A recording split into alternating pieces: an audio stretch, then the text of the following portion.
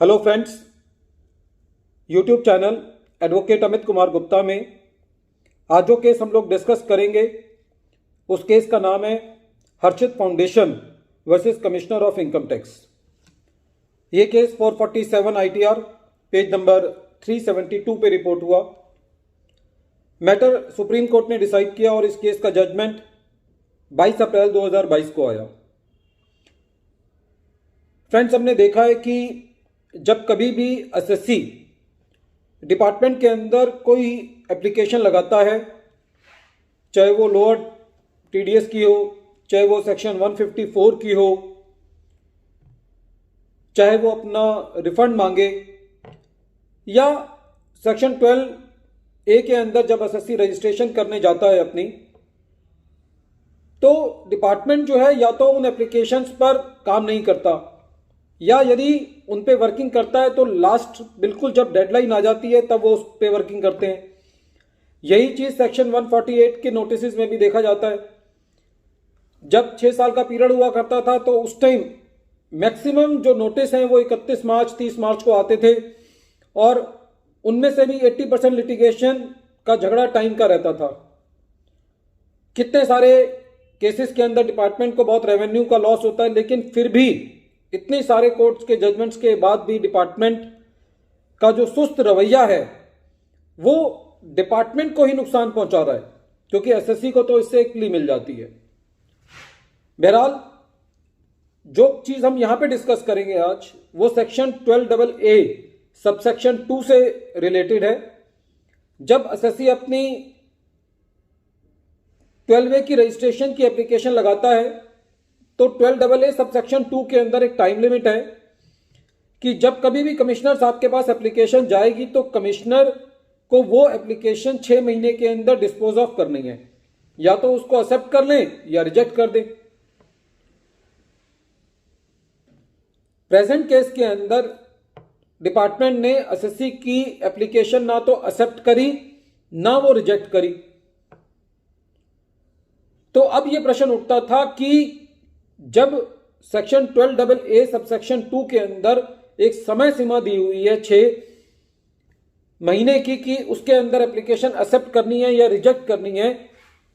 और ये obligation department के ऊपर है, तो यदि डिपार्टमेंट 6 महीने के अंदर उसको ना तो एक्सेप्ट करता या ना रिजेक्ट करता, तो क्या ये माना जाए कि वो एप्लीकेशन एक्सेप्ट कर ली गई है? जो केस आज हम डिस्कस कर रहे हैं वो उसी मुद्दे पर है। एसएससी हाईकोर्ट के पास था, हाईकोर्ट ने भी ये फैसला दिया कि सेक्शन 12AA सबसेक्शन 2 के अंदर कहीं पे भी ये नहीं लिखा हुआ कि यदि कमिश्नर साहब ने 6 महीने के अंदर एप्लीकेशन एक्सेप्ट नहीं की तो वो एक्सेप्ट मान ली जाएगी। एसएससी इसी हाईकोर्ट के ऑर्डर के अगेंस्ट ऑनरेबल सुप्रीम कोर्ट के पास था, तो सुप्रीम कोर्ट ने भी हाईकोर्ट के उस ऑर्डर को अपील रखा और फैसला एसएससी के अगेंस्ट दिया, डिपार्टमेंट के फेवर में दिया, ये कहते हुए कि सेक्शन 12AA सबसेक्शन 2 के अंदर ये बात नहीं लिखी हुई है कि यदि एप्लीकेशन को 6 महीने के अंदर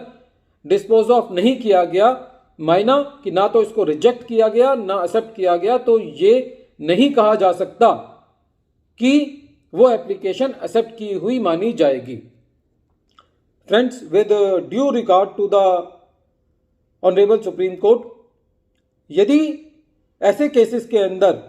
हमारी सरकार प्रोविजंस के अंदर ही बदलाव कर दे, जहां पे ऐसा लिख दिया जाए कि जहां पे एसएससी कोई एप्लीकेशन लगाता है, कि कोई गुहार लगाता है, अपनी कोई ग्रीवेंस की एप्लीकेशन लगाता है और असेसिंग अथॉरिटीज या एडमिनिस्ट्रेटिव अथॉरिटीज उसको जवाब नहीं देती या उसको रिस्पॉन्ड नहीं करती, तो ये मान लिया जाना चाहिए कि वो एसएससी के हक में है। जब तक इस तरीके का कानून नहीं आएगा एसएससी को हरसमेंट और लिटिगेशन को झेलना ही पड़ेगा और कोई इलाज नहीं है। बहरहाल इस केस के अंदर ऑनरेबल सुप्रीम कोर्ट ने यह फैसला दिया कि सेक्शन 12AA सबसेक्शन 2 के अंदर यदि एप्लीकेशन डिस्पोज ऑफ नहीं की जाती डिपार्टमेंट के द्वारा, कमिश्नर ऑफ इनकम टैक्स के द्वारा, तो ये नहीं कहा जा सकता कि वो एप्लीकेशन एक्सेप्ट हो गई है। एसएससी को जो है वो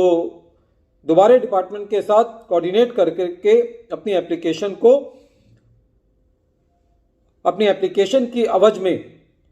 प्रेजेंटेशन देनी पड़ेगी और कागजों को पूरा करना पड़ेगा। वीडियो के अंत में एक बार फिर मैं केस का नाम रिपीट कर रहा हूं। केस का नाम है Harshit foundation versus commissioner of income tax. Thank you friends.